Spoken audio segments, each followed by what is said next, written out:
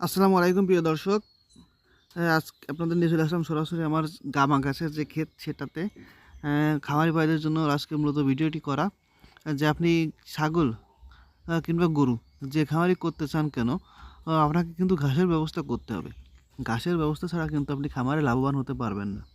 বর্তমান সময়ে বাজারে আপনার দানাদার খাবারের যে দাম, খৈল, ভুসি, কুড়া সব জিনিসের কিন্তু দাম বৃদ্ধি। তার পাশাপাশি কিন্তু খড়ের দামও কিন্তু বৃদ্ধি। আগের তুলনায় কিন্তু খড়ের দাম অনেক বেশি।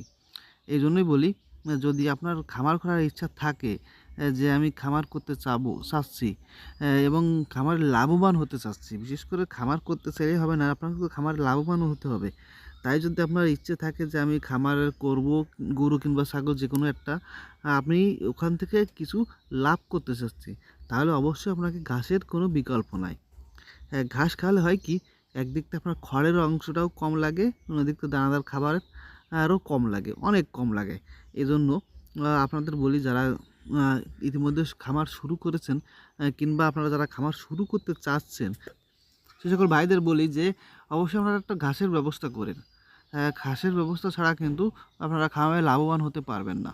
আমার এই গাছগুলোর কিন্তু সাইজে একটু ছোটো আছে, তারপরে আমি কেটে ফেলছি, কারণ এই যে পাশের জমিতে পানি দিছে, এই জন্য আমার জমিতে পানি চলে আসছে, এই জন্য ছোটো অবস্থায় আমি বাধ্যতামূলক কাটতে হচ্ছে। এই জন্য আপনাদের সকলের জন্য একটা রিকোয়েস্ট থাকবে, যে অবশ্যই যারা আপনারা ছাগল কিংবা গরুর খামার করতে চাচ্ছেন, অবশ্যই আপনারা ঘাসের ব্যবস্থাটা করেন, করে তারপর খামারি পেশার সাথে যুক্ত হন। তাহলে আপনারা খামারি পেশায় লাভবান হতে পারবেন।